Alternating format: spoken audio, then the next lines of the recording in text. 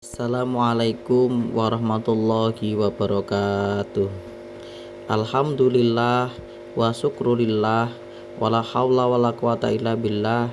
Asyhadu an la ilaha illallah wa asyhadu anna Muhammadan abduhu wa rasuluh. Allahumma sholli ala sayyidina Muhammad wa ala alihi wa ashabihi ajma'in, amma ba'd. Alhamdulillahirabbil alamin.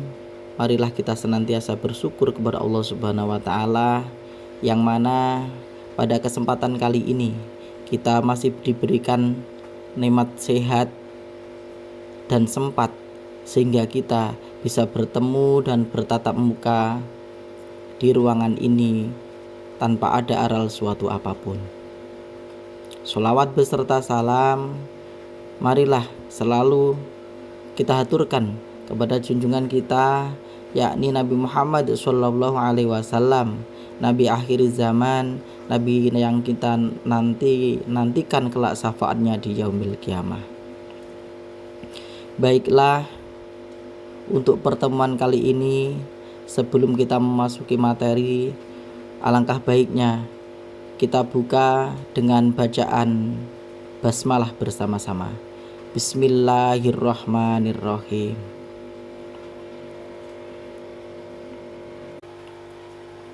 Selanjutnya, materi pada kesempatan hari ini yakni materi pernikahan dalam Islam.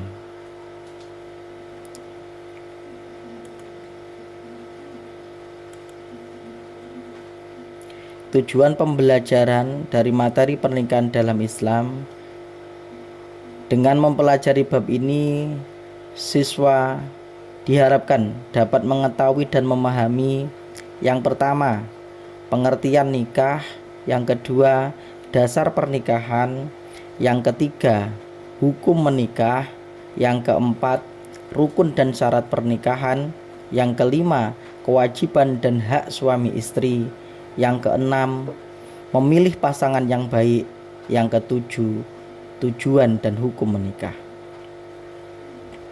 Yang selanjutnya, pengertian. Dari segi bahasa, menikah yakni menyatukan atau bertemu.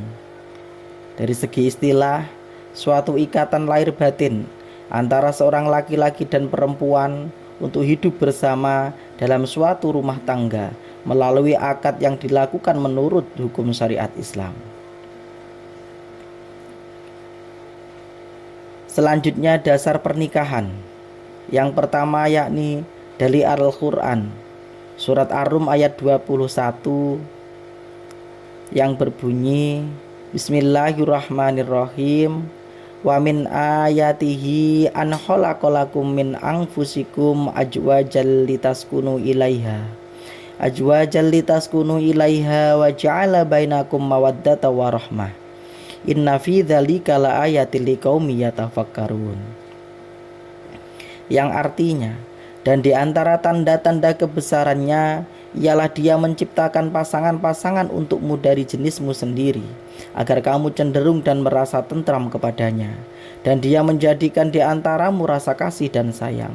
Sungguh pada yang demikian itu benar-benar terdapat tanda-tanda kebesaran Allah bagi kaum yang berfikir. Selanjutnya, dasar dari hadis, yakni hadis riwayat Bukhari Muslim, yang artinya, wahai para pemuda, barang siapa di antara kalian berkemampuan untuk menikah, maka menikahlah, karena nikah itu lebih menundukkan pandangan dan lebih membentengi farji atau kemaluan. Yang selanjutnya, dasar hukum pernikahan dari Undang-Undang Nomor 1 Tahun 1974 tentang pernikahan. Hukum pernikahan ada 5. Yang pertama, jaiz atau mubah. Hukum ini adalah hukum asli pernikahan. Artinya, bagi yang sudah memenuhi syarat, ia berhak dan boleh menikah. Yang kedua yakni wajib. Orang yang telah mampu menikah, bila tidak menikah, khawatir ia akan terjerumus ke dalam perzinaan. Selanjutnya sunnah. Orang yang sudah mampu menikah tetapi masih sanggup mengendalikan dirinya dari godaan yang menjerumuskan kepada perzinaan. Selanjutnya, makruh. Orang yang akan melakukan pernikahan dan telah memiliki keinginan atau hasrat, tetapi ia belum mempunyai bekal untuk memberikan nafkah tanggungannya. Yang terakhir adalah haram. Orang yang akan melakukan pernikahan tetapi ia mempunyai niat yang buruk, seperti niat menyakiti perempuan atau niat buruk lainnya. Selanjutnya yakni rukun dan syarat pernikahan. Rukun pernikahan ada 5. Yang pertama, adanya calon suami. Yang kedua, adanya calon istri. Yang ketiga, adanya wali nikah. Yang keempat, adanya 2 orang saksi. Yang kelima, adanya ijab dan qabul.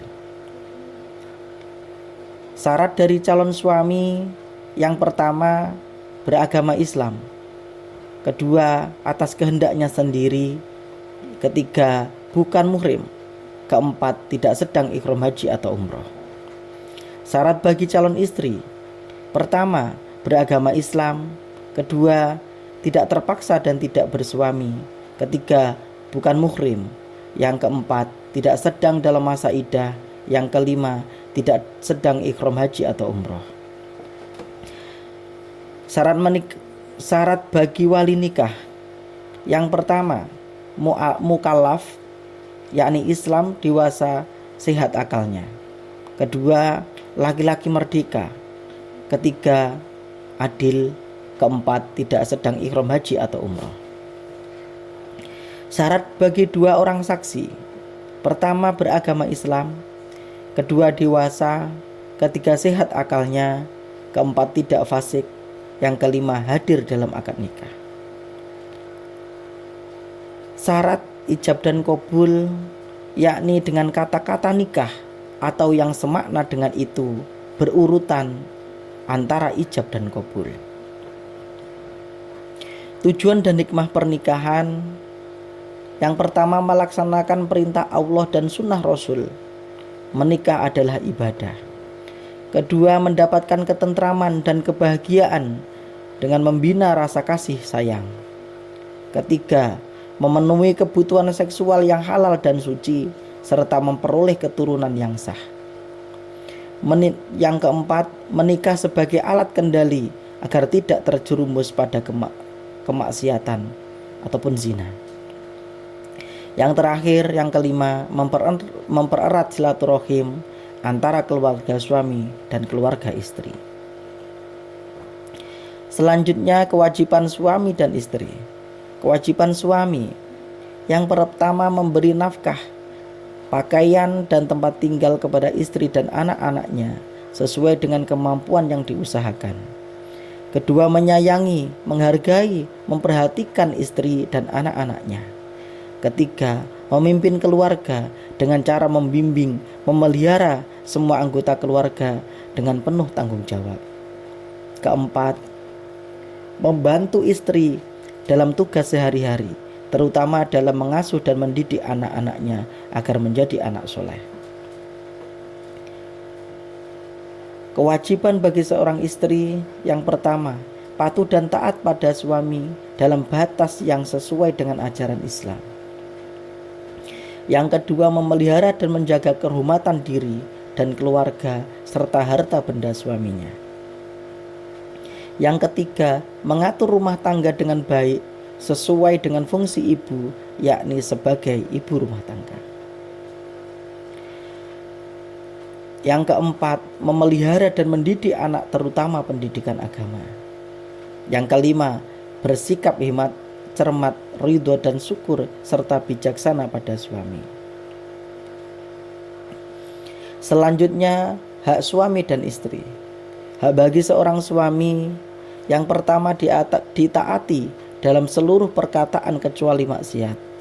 Kedua, dimintai izin oleh istri yang hendak keluar rumah. Istri tidak boleh keluar rumah kecuali seizin suami. Yang ketiga, istri tidak boleh puasa sunnah kecuali dengan izin suaminya. Keempat, mendapatkan pelayanan dari istrinya. Yang kelima, disyukuri kebaikan yang diberikannya. istri harus mensyukuri atas setiap pemberian suaminya. Hak bagi seorang istri, yang pertama mendapatkan mahar dari suaminya, yang kedua mendapatkan perlakuan yang patut dari suaminya, yang ketiga mendapatkan nafkah, pakaian dan tempat tinggal dari suaminya, yang keempat mendapatkan bimbingan dari suaminya agar selalu taat kepada Allah Subhanahu wa taala. Selanjutnya, faktor memilih pasangan. Di sini ada 4. Yang pertama, yakni satu agama. Yang kedua, baik akhlak dan kepribadiannya. Yang ketiga, siap fisik, mental dan ekonomi. Yang keempat, berdoa pada Allah dan sholat istikharah.